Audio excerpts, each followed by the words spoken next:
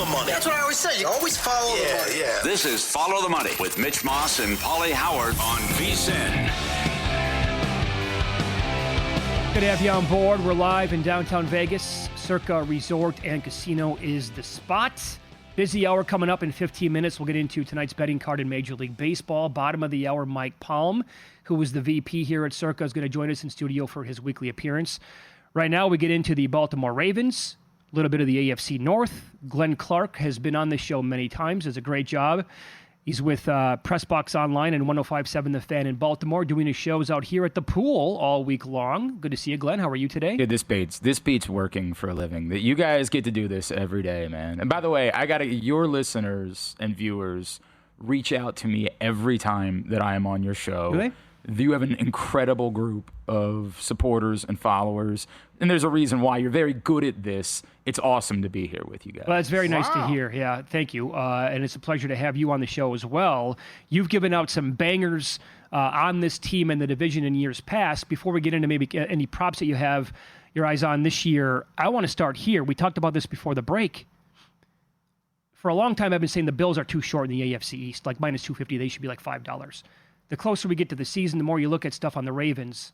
They're $1.49 to win the division here at Circa. Who's close to this team? Don't tell. The Bengals defense stinks. The Bengals defense stinks, but the Bengals defense always stinks. So there is that world where you just say this is what they do. But no, if they're healthy, there's no world where the Ravens should only be 149. There's no world. They have entirely too much talent. They are loaded at everywhere except for oddly special teams, which is normally where they make up for it. But that, I guess, could be a difference in close games. They're too good to be sitting at 149. There are so few weaknesses on paper. Obviously, it's a bummer that Isaiah Likely went down this week, but the word is he's going to be back early in the season. That would be one area, pass catching depth, perhaps at the wide receiver position specifically. But, we're really nitpicking. They are that much better on the whole than every team in the division. What do you know about the kicker? And it wasn't like Tucker was great the last couple of years. No, that's a great point, Pauly. He was not. It was rough last year. In fact, there was a lot of talk during the season before any of the story came out that the Ravens might need to start thinking about moving on. This was the kicker, Tyler Loop, out of Arizona, that they liked. This is not one of those aftermath, we got that guy, so we're going to tell you they liked him. I was told multiple times by people that would know this was the guy they were in on throughout the process. What do I know about him? I know he's been off to a shaky start in camp. He missed like a 38-yarder already this week just in practice. They're going to give him some runway. This is not going to be hey, it doesn't work for a couple weeks. They invested the pick. He's going to be their guy, but he's going to have to prove it. They're banking on the fact that the kickers that will be available, say week 6 of the season, if it's not going well, are about the same as what they can get right now. So they're going to give him the opportunity to get the job. Okay, so let's say we're wrong on this, right? And they don't cruise to a division title and they're challenged and the year doesn't go as well as we think it's going to. What will be the reason for that? And then who would challenge them the most? Would it be the Bengals because of their offense, or are you maybe buying into the Steelers? No, not buying into the Steelers. I would love for you guys to tell me I'm wrong. That roster does not look all that impressive to me. I think they have a couple of game changers. DK Metcalf is a game changer. Obviously, Watt's a game changer. Hayward's getting up there. The secondary's getting up there. Guys that are a bit older. I don't think they're a complete roster. I do like Caleb Johnson a lot. I'm not enamored with Aaron Rodgers. I do think it's the Bengals. It's the route of them scoring 40 points a game and being capable of doing it with that quarterback and those 2 wide receivers. But what goes wrong for the Ravens? They get off to another slow defensive start, but given how they played in the second half of last season, it's really hard to see that. They were amongst the best defenses in football in the second half of the year. And another year with Zach Orr, it's just hard to imagine that. Kyle Van Noy, it kind of runs up. Mike Green doesn't become the guy they think he's going to become when he was a first-round talent available in the second round. I guess those would be the paths. The real path is Lamar gets hurt. Like, that's the real path. It really seems like anything short of that, this is a team that's going to be as good as everyone thinks they're going to be. It's just going to be a question of, do they finally get it done in the postseason? Why does it keep happening? Right? I'm sure the players are sick of it, but they want to shut people up. But, you got to keep talking about this as they look so good in the regular season. They're the best team, and they have all this talent. And, turnover, silly mistake. They lost again. And, 14-2, 1 seed, can't get it done. Pauly, yes, 100%. I don't have that answer. They don't have that answer. There's 2 football concepts that I think are relevant. One, for as good as they are at generating a rush, they don't have the guy that just goes and wins. and just makes that game-changing play when they need the momentum game-changing play.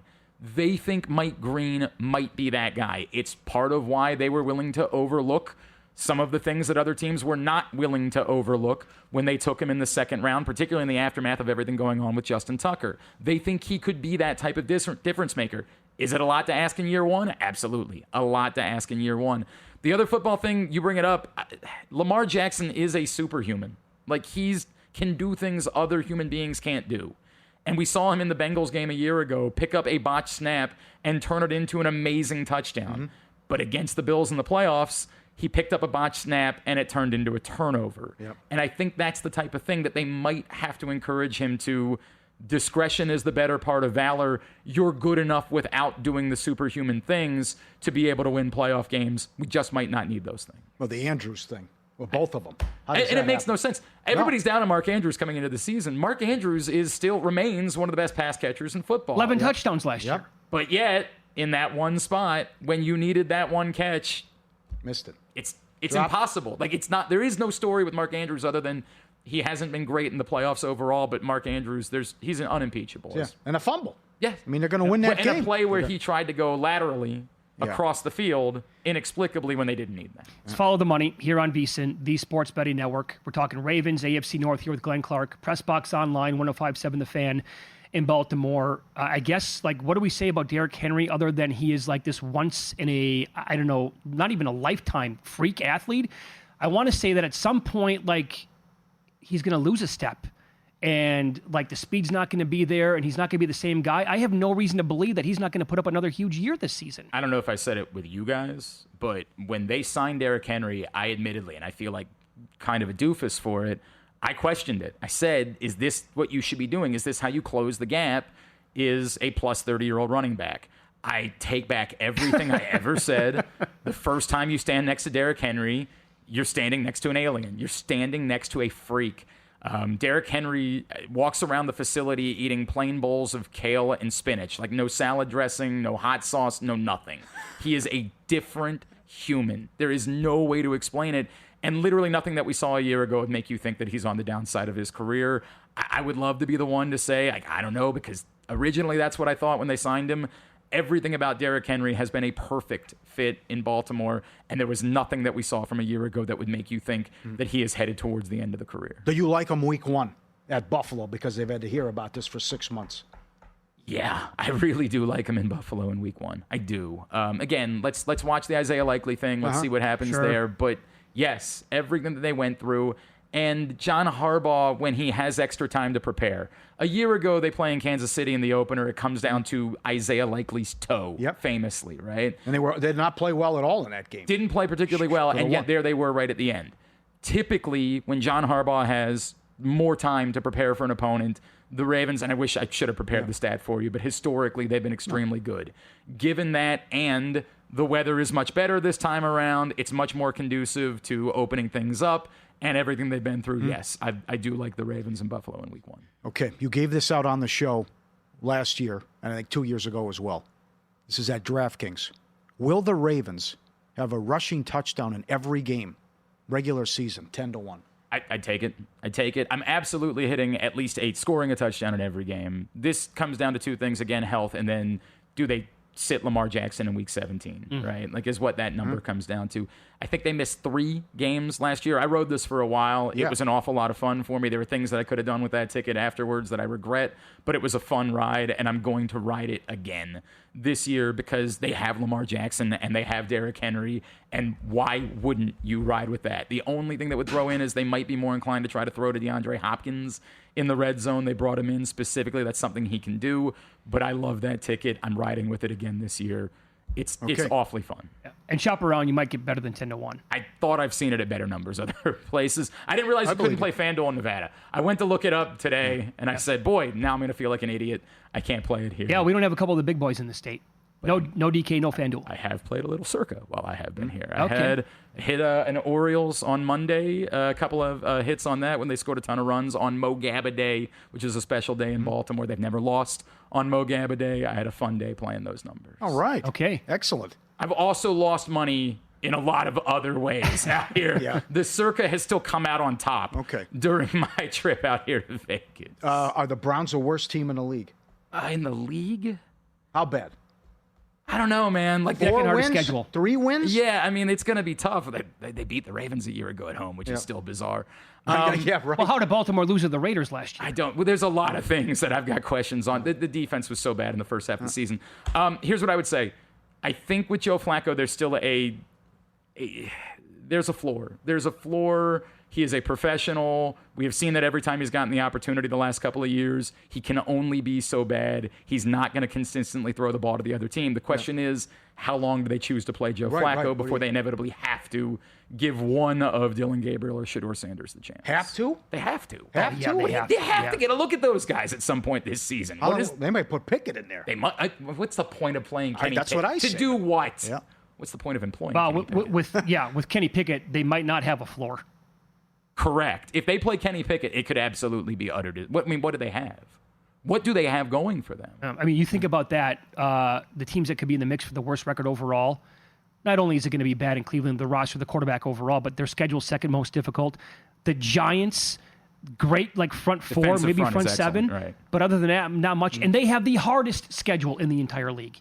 I have nothing that I like about the Giants whatsoever. I'm with you on that. Good. You can follow him on X. He is at Glenn Clark Radio. He comes super prepared and hits a home run every time he's on the program. Thanks, pal. We appreciate that. You guys are the best. This is awesome. There you go. Up next, we'll update the live betting board in Major League Baseball. We'll get into the late games, a 15-2 overrun against this team. Find out who next.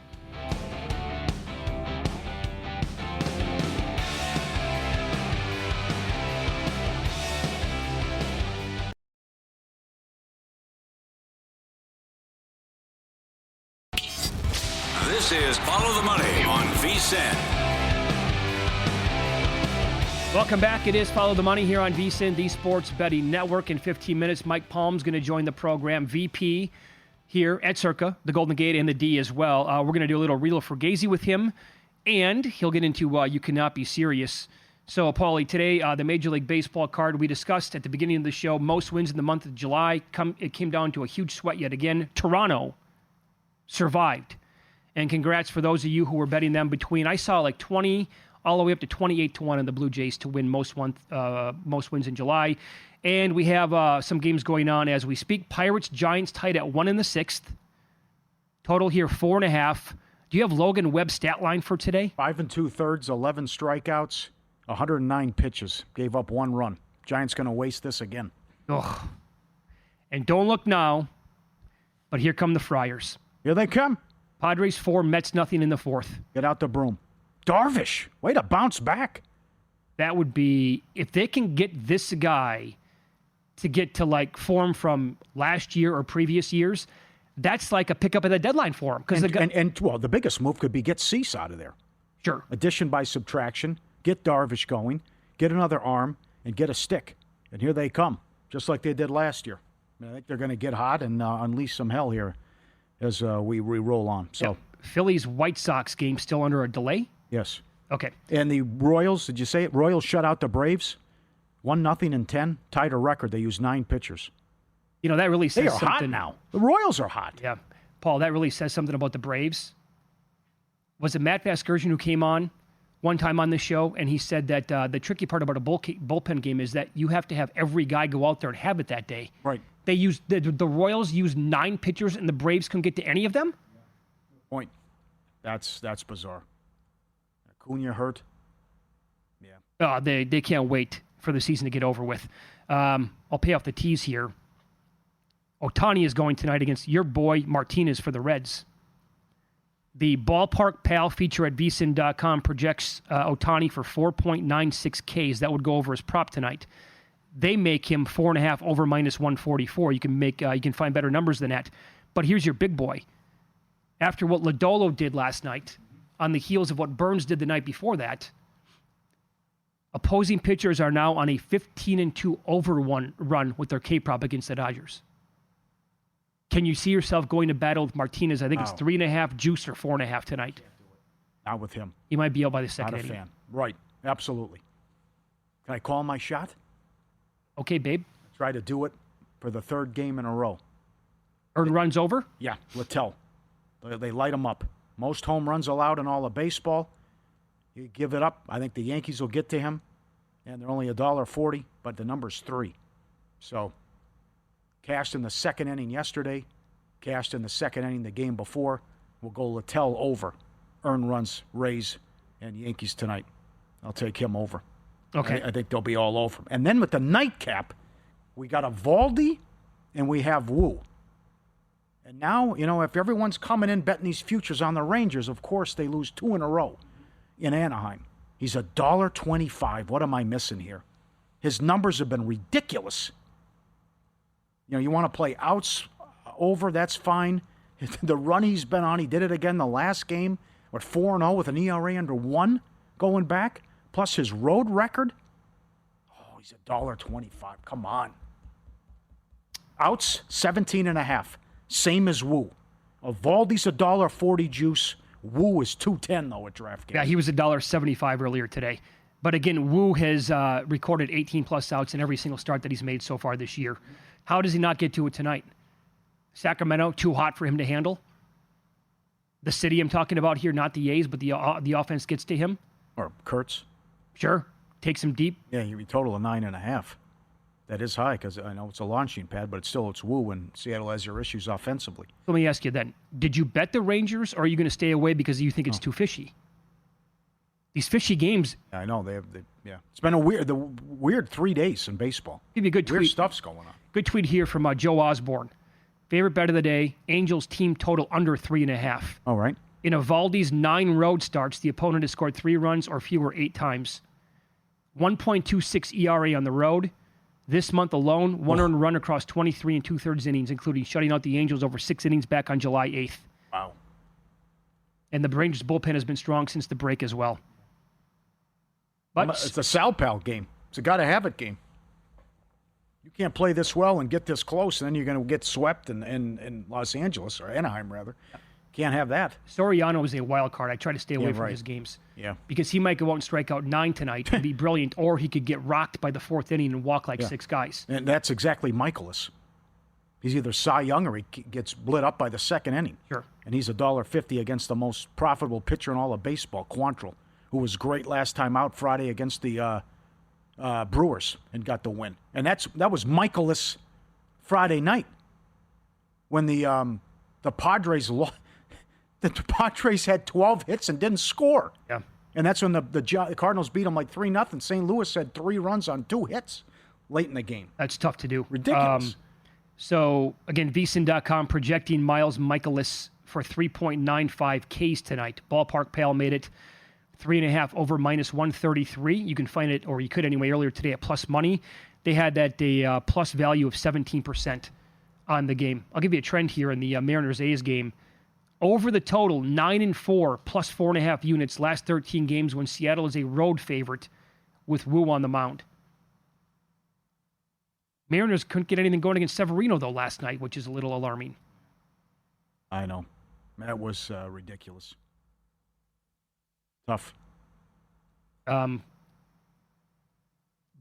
Rooker in his career against Wu, 1 for 17, 8 strikeouts and a home run. You can bet on player strikeouts, and he has been owned for the most part, other than that home run by Brian Wu. Batters in this Rays and Yankees game, you talked about how you're going to fade Littell. Austin Wells, this is a very small sample size, but I'll bring it up. Austin Wells, 4 for 8, 2 home runs and a double. Anthony Volpe, 5 for 11, 455 clip there with 2 home runs. And to go full circle here, I'm back on this Dodgers-Reds game with Ohtani on the mound tonight. At VSiN.com, Steve Mackernan put out a big rundown today on his bets.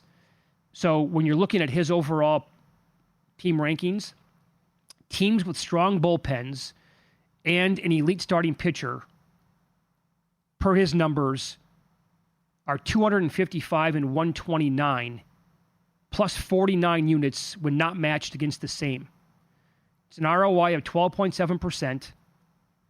This is like the ultimate scenario for 2 games tonight. 3 games, actually. One of them is the Dodgers against Cincinnati here. They both match his system and he put out that the Dodgers would be worth laying the price with today. The other one is Texas, per what you just said, in Seattle. $1.20. Ooh. Yeah. The other one, too, is the Giants are going to waste this from Webb. 1-1 in the 7th, and the Pirates threw Burrows. So the Pirates have won 7 of the last 8 and allowed 13 runs, a total of 13 runs. Since the Devers trade, worst record in baseball. San Francisco's 13-23, last in runs. Devers is 2 for his last 19. Yep. $1.40 in play. 4.5. Can't get involved with the total because of the shenanigans if we go to extras. Sure. But 4.5 under. Now 4.5 over $1.25 in that one. I'll give you some first fives here. Sure. Brewers were a loser today. That makes them 26-8, last 34. Coming up tonight, Rangers 19-8-2, last 29 in the first 5. Marlins 8-3-1, last 12. K-props. Opposing pitchers against the Rays 6-0 over. That would be Will Warren tonight with his K-prop. And I think that was in the 4.5 range, if I'm not mistaken. I mentioned the Dodgers 15-2 over. Cardinals 6-0 under. Opposing pitchers. That's your guy, Quantrill, tonight. Want to know where the money's really going? Unlike other sources, our splits come straight from Circa and DraftKings, giving you insight into where the sharp action's landing. This is huge. Everyone loves it. For as little as $9.99, get your first month. Get started now, vsin.com/subscribe. See the percentage of bets, first percentage of handle on every game across every major sport, helping you make smarter, more informed bets. Get the exclusive betting splits, $9.99 for your first month at vsin.com/subscribe. What's your level of concern going to be if you're another National League team and you have to play the Padres in the playoffs? And they make a move and they're active, but they have a good deadline. I absolutely don't want to see that team. Yeah. Well, I don't. There's a lot of teams. I think the National League playoffs are going to be crazy. Well, this is why you have to also go for it. Yeah, it's true. I mean, if I have to draw the Padres, that's no bargain. Mets could be tough. Phillies going to be a tough out. Absolutely. Here comes Wheeler, Sanchez, Luzardo, what have you. You know, you have the Dodgers. You could Snell, Glass now, Ohtani. It's no picnic. And what the Brewers could roll out there. What if the Cubs make a move? I mean, They have to. Yeah, they have to. They have to make a move. Let's say I get Joe Ryan. Okay, here comes Imanaga, Joe Ryan, right? Right, sure. The year Boyd's had. I think the American League is going to be more wide open than the NL. Anything could happen. I think the American League might be the NHL this year. Mm-hmm. Mike Palm coming up next. VP here at Circa Las Vegas. You cannot be serious and real or fugazi with them here on Follow the Money.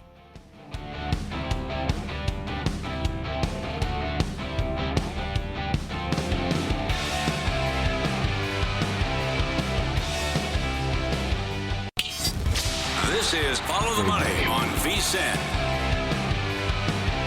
Thanks for checking in. We're live in Vegas, Circa Resort and Casino. Mitch Moss, Pauly Howard here on a Wednesday. And you know what that means at 5:30 Eastern, 2:30 Pacific. It means it's time to visit with the maestro, Mike Palm, VP of this great property. Good to see you, pal. How are you? Hello. How are you, Mitch? How are you, Paul? Hey, Mike. Nice to be here. That is a sharp purple shirt that you have on. Oh, thank you. Yeah. I don't wear it that often. I don't recall you seeing that. My in wife that doesn't before. like it. She doesn't like anything it, huh? patterned. She didn't like anything, but she was still asleep when I left the house, so I wore it. I didn't want to hear about it. I don't want to hear about it. I just don't want to hear about it. She would say, Michael, get over here, take that I tell you, stupid shirt you off. don't look good, those shirts, you don't. Okay. Okay. Yeah. I want to hear about it. Well played. Well played. Getting juicy now. I'm excited. We're up to 9 in Grandissimo. Well, let me give you that Sure. update. We Okay, have someone coming to sign up at 3 o'clock today. Oh, really? Yes, and then we had somebody wire money in yesterday that'll be here Friday. So it looks like by Friday we'll have at least 11. Wow. What do you think now? Are you going to cruise? You're going to cruise past 15. Wow. Yeah, I think we'll be in the 30s. I do, but I never would have thought we'd have had. If you said 11 on August 1st, because I would have said people didn't want to put their money in that early. But Absolutely. I guess if you have the money and you're coming to town for a certain time, and you do it when you can. So, okay, here we go. All right, my friend. We have a game tomorrow. So where are we at with the other two now that it's officially here? Hall of Fame game. And when I talked to the guys Monday, they said they were tracking over 21,000. Yeah, right now, if we took the pace, because it slowed down. Last week was a slow week, but we're still tracking just about 44% up from last year. This date, last year we had 2,475. Today we have 3,559. We would be at 20,400 if we kept that exact same pace. Yeah. So You'll get there. I think we get to 20 million. I think so, too. I think we will. Wow. I make that the number. I make it 19,999. That's your over-under. Yeah. Right? Aggressive. Yeah, I'm pretty confident. My original number of 18.3 looks like it was off. But who knows? There could be capacity issues I sure hope we can get to 20, though. That was your alt number. That will tickle. Yeah. Alt was 19,999. Yes. Great Right. job. Excellent. Can we get a Derek Stevens update? I guess he's alive. Well, Okay. explain Well, this. Yeah. He was on the call today, our operations meeting. He's in Hawaii on a little vacation, something that's rare for him and his wife, Nicole, to take. But, as his daughter told me yesterday, as the tsunami warnings came in, he'll never take another vacation. What kind of a bad beat is this? Yes. So, original reports, we were talking to him around 3 p.m. They were advising to head, off the coast because he's staying in a hotel on the coast. Head off the coast and get inland up to higher land. But then he got other counsel that you're staying high enough up in the hotel. You don't need to try to get to higher land. You'll be okay at the hotel, which he said he was grateful that he took that advice because you could look out and see the roads were just jammed. People couldn't get anywhere because everybody was fleeing for higher ground. So he was sending us, you saw the videos. I saw the tweets. Yeah, yep, he was the sending videos. us. I'm sitting there waiting at 10:15. I stayed up to get his video of the big wave coming in, and then we didn't get it. So I said he must be okay, or it was so small he couldn't make it look dangerous. Right? No, I mean, this- he couldn't portray any sort of imminence. Yeah. This might be a really dumb question. Is it possible to get on a plane? It was too late to evacuate the island, they said, because they only had 4 hours warning about when it was Does the gonna airport hit. shut down? I don't know.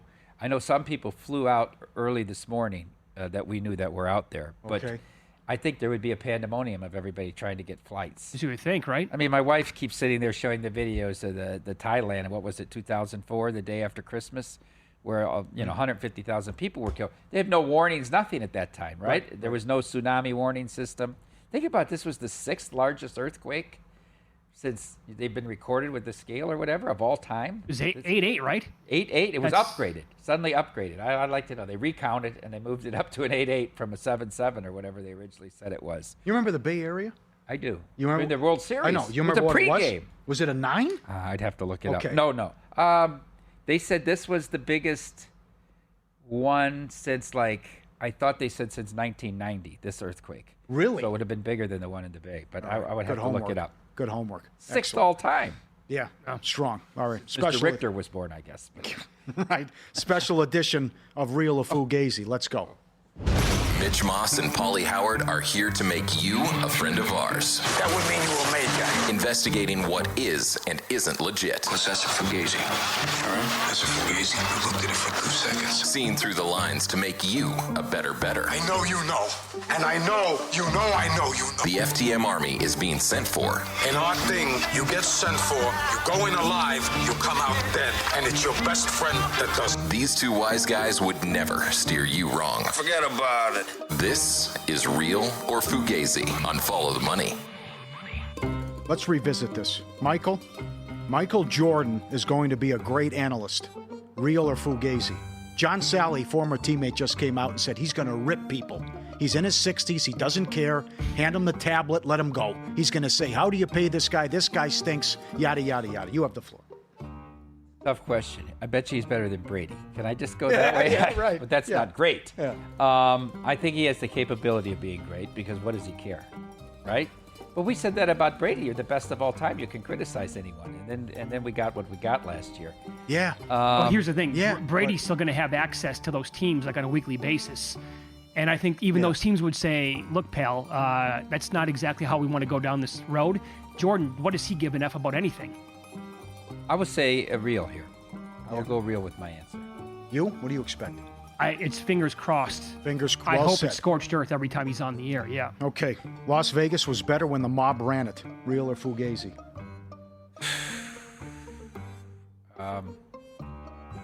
You have to ask from what perspective. Okay. From a customer perspective, maybe. Uh-huh. Maybe because it's, I think it's become too much run by accountants and big corporations that run by accountants that don't necessarily come up through the customer service side of things. So I'll say real. I think that's a great answer. Unique perspective. Okay. It's the thought that counts. Real or Fugazi? Easy. Yeah? It's completely fugazi. Oh, wow. I think so. You have to execute. At the end of the day, you have to execute, right? We don't get paid on Theo here, right? And you don't, you can't live your life on your thought. You had good thoughts, right? That's the old question. How do you get to heaven? Is it faith or good works? Well, it's certainly not enough just faith. Where are the good works? Your actions are a product of your thoughts. I say that's a fugazi statement. The thought that counts. Strong. I would agree with him. Really? Yeah, your actions actually matter much more, I believe. Okay. Yep. That is strong. The rush. I also do think like when somebody, like there's sad news or somebody passes away and people make it a point to reach out like on social media and they say, hey, thoughts and prayers, that to me is actually kind of making it about them. Do it privately. There's no reason to do it out in the public. That's what I think about it anyway. Okay. Yeah, I see that. This rush in the last couple days of Laker futures and Luka MVP bets since you saw the men's health fitness pictures. Little overboard here? I mean, what are we doing? Real or fugazi? Solid reasoning behind it is fugazi. Okay. I'm not in on this team at all. They maybe they're the fourth best team in the West. Maybe. And that's putting them above Houston, who I think is totally overrated. He's down to like plus 350 to win the MVP in some spots. Are you guys taking money on him here? A little bit. A little bit, not much? But that's just homer money. It's not sharp money. Okay. Yeah. Unique. No, Very I mean, good. because that's Very the thing, good. too. Very good. What has to happen for the Lakers to be a top 2 or 3 seed in the West? I mean, there's a lot there that has to take place. That's like absolute best case scenario. They need other teams to be a disaster, injuries, and they have to play way above expectations. Going to be better than Denver? I don't think they're going to No. be better than Minnesota. I'm out of the Clippers are too old. I'm enough with the Clipper love already. Okay. The Clippers are too old. I think Dallas has a shot to be better than the Lakers. Oh, that's strong. Well, Wow. Kyrie, if this team is good, Who knows Kyrie when will he be comes back. It's not necessary to go out to dinner on Valentine's Day. Real or fugazi? Unless you're some sort of a chef and you can top a dinner, I think it's an expectation that you do something special on Valentine's. Okay, but that's different. Okay, I'll agree with you there. If but you- you have to do dinner? Yeah, I think it's an expectation. I think women have that expectation. I think they're just unless you can create something unique experience where you don't go out. I think that, or you celebrate it 1 or 2 days early or late because of the timing of your lives. All right, fair enough. Real or fugazi? Good job. Sure. Yeah. I kind of lean towards Mike here. It's their day. It's not our day, obviously. Yeah, but remember that guy we used to work with? Why does the day on the calendar dictate? No, I love you every day. No, I don't love you just on Valentine's. I love you. I got to get you a gift on this day. I always No, love you. I look at that towards like Christmas and other events, actually. We don't break the bank for Christmas. Never have. Not going to. That's like for the entire year. You want something? Okay, can we go get it? Possibly, yeah. I'm saying I'm going to buy you something nice, but let's go out to dinner the day before or after. Well, Why what do else do you want to do on Valentine's I Day, got though? that You want to now. hang at the house? I got that. Watch the game. Yeah, right. Watch Gotta a watch the game? game. Watch the big game that's on? Yeah, right.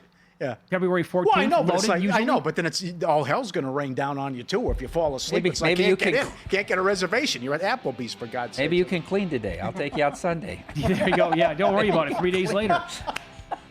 Up next, what stops a WNBA game and what doesn't? You cannot be serious with Mike Palm coming up.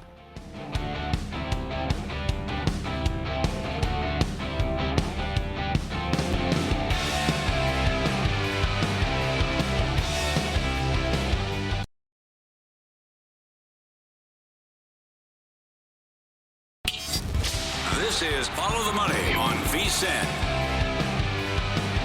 Fired up here on a Wednesday with the maestro, Mike Palm. It's now time for his weekly segment called You Cannot Be Serious.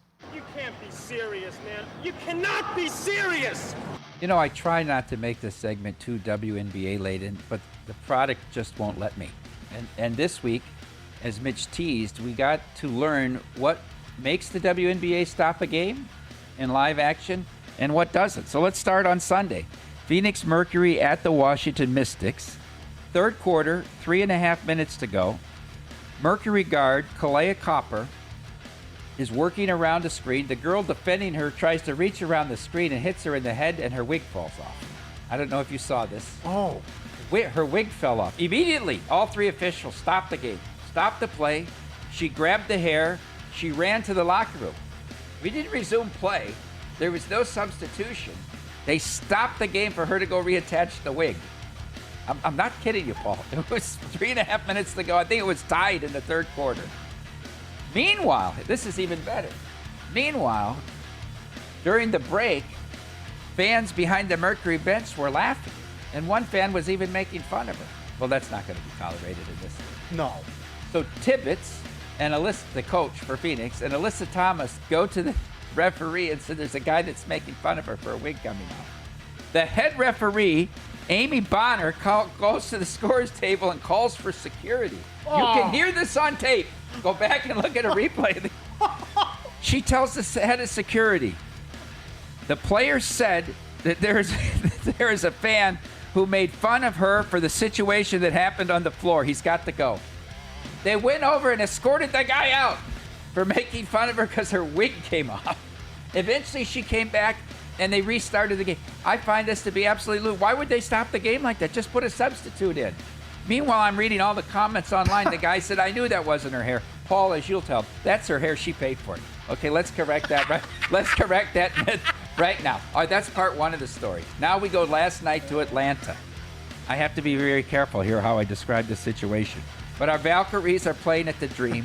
There's a minute to go and the game is tied 75-75 during the Valkyries' possession. They're passing the ball around and an object comes out of the stands, lands on the free throw line and kicks off. They never blew the whistle to stop the game. They let the possession go on. And then when the Valkyries missed and the Dream got the ball, they blew the whistle and stopped it. Now we're stopped. They take a timeout. And now here comes security. Now police are coming onto the floor. All right. We've got the owner, the co-owner of the Dream is out there. They look like Georgia State Police. They got the co-owner of the Dream is out there talking to him. Nobody knows because you haven't really seen what it is. Then all of a sudden the camera shot goes on what was thrown on the floor. Did you see what it was? Can you say it on the air? I can't say that word. Can I say sex toy? Okay. It was a bright lime green sex toy that was thrown onto the floor. I was going to make that a $4 favorite. That it was? Yes. They're now booking what color the next one will be. They get thrown onto. They got it black is minus $1.25. But they won't stop it when it gets thrown on the floor. A sex toy in the middle of a possession. But if a wig comes off, stop the game and throw out anybody that laughed. WNBA! You cannot be serious. This one might even be better. No, it has to be. Listen to I read the tweet. Okay. Have you heard about this kid that used to play defensive back for Memphis, sending their defensive play? Did you read this story? Oh boy. This is maybe funnier than the first story. So this kid played 3 years at Old Dominion. His name is Taj Rael, a defensive back. He played half a year for Memphis and then left the team. He's now with Purdue. He's now playing for Dave Odom at Purdue. Okay? He went to high school with the UTSA quarterback, Owen McCown, who is Josh McCown's son, by the way. He went to high school with this kid in Charlotte. So now he's already left Memphis, and Memphis is going to San Antonio to play UTSA. He sends this kid, the quarterback for the other team, the defensive playbook for Memphis. It comes out in the tweets. It all came out this last week.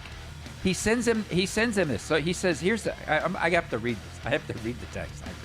He says, here you go. That's all the signals. Far left is coverages. I'll send you better lists showing you the call. But they run quarters, and none of they safeties can cover, by the way. No reroutes on the slot. The field safety is the weakest link in the defense. His hamstring's hurting, but he running out of eligibility. So when you play him, he number 0. This is actually sent and acknowledged by the UTSA quarterback that he got this. UTSA was down 24-14 at half. Scored 30 unanswered in the second half and upset number 25 Memphis 44-16 on November 2nd. Now here comes Jeff Traylor, who's the coach at UTSA. He said it had no impact on the game. It was all gibberish and nonsense that he sent us. Purdue comes out aware of the situation and saying the people at Memphis are greatly mischaracterizing the incident. So nothing to see here. Nothing to see. He sent them all their defensive calls and told them all the rotations. I'm blown away the kid can still play college football. No, there's no repercussions, Mitch. I'm stunned. There's no repercussions. Purdue University. You cannot be serious. All right. And then, I don't know if you caught this story from the NFL. There's more than 100 players that are in trouble. Yeah. For scalping their Super Bowl tickets. More than 100. This is players, coaches, other team that get tickets. Sold their tickets to the Super Bowl in New Orleans at more than face value to these bundlers, who then resold these tickets from anywhere from $2,500 to $3,500. Here's what's interesting. It's right in the collective bargaining agreement that you can't do that. So here's what it is. For each ticket, the players must pay 1.5 times the face value of the ticket as a fine. If they don't pay this fine, Goodell can suspend them for regular season games. It says some of the players have already paid it for fear of getting suspended over this. And the NFL said in their statement, no one should profit personally from their NFL affiliation at the expense of our fans. Times must be tough in this league. NFL players! You cannot be serious. Great job. There we go. Yeah. How about the shot on the back end? You're aware I've paid for wings. Incredible. I figure you do. I had to. I figured it. I've learned it at one point in my life. It's their hair. They paid for it. Okay. By the way, so reselling, it reminded me of a story that I went through earlier this month. I was unaware that this was a possibility. I'm not going to name names. You're going to know what it is. Don't say it on the air. There's a very popular steakhouse here in Las Vegas that is next to impossible to get into. I learned the reason why recently, because my buddy and I went there in mid-July. Mm-hmm. The only reason why we were able to go there, late notice, his wife knows the GM, got us a table. Mm-hmm. I was told that there are groups of people, as soon as reservations become available at popular restaurants. Don't tell me they're reselling reservations. Bingo. Oh, my God. They book every reservation, and then they resell it on the secondary market. How do people know to go to those people to buy the reservation? That part I don't know. You know the steak. How about that? You're damn right I do, because I lost it on the lady. Yeah. It's awesome. I was going to go there, too. I go, in terms of, I have some cachet in this town. I go, can I get 5 months? I can't get in. I go, because Shauna wanted to go. I go, I can't get in. 5 months notice? There you go. Get the hell out of here. Yeah. No, sorry, sir, I can't. Pauly, And then Jordan Scott comes to town for, right in. Well, it's who you know. Yeah, because he's got more cachet living in Dallas. Yeah, the host got him in. Sure. Can you believe it? Because his host got him in and made the phone go, come on. Pauly does love to pull. Do you know who I am? No, I don't. Get out of here. I'm just joking with that. Of course okay. not. I'm kidding. That is unbelievable. Are you serious? Oh, yeah. Oh, that drives me crazy. Are they using all kind of different bots? Can't the restaurant see what these people are doing? They should be able to. You would if think, it's the same account, book. I don't know. How do they sell them? How do they then, how are people... How would people know that this is the black market to get a reservation at this restaurant? It drives me crazy. Then I'll do the $100 handshake, too. I mean, it's absolutely absurd. I was blown away. You can't be for... And here's the thing. When he told me the story, I was like, you cannot be serious. He was. We went there on a Monday night, one of the deadest weeks of the entire year in Las Vegas, at 5 o'clock, which is not even, it's not 6:30, 7 o'clock. Yeah. Packed! Yeah, get out of Not a spot to sit, by 5:30, not a spot to sit or stand in the whole place. So, that was a new one to me. I was rattled. I'm asking him, how? Why? How? What? How does that happen? It happened to me multiple times. At the time, my agent had reservations during the week of the Super Bowl out here. I go, what is this, crazy town? I can't get in, and this is, I was so freaking mad. Do you have a best bet tonight in Major League Baseball, Mike? I played Wu and Sears under 5, first 5. Under 5, first 5. Yeah. The beat yesterday. Condolences on the Lugo beat. Oh, God.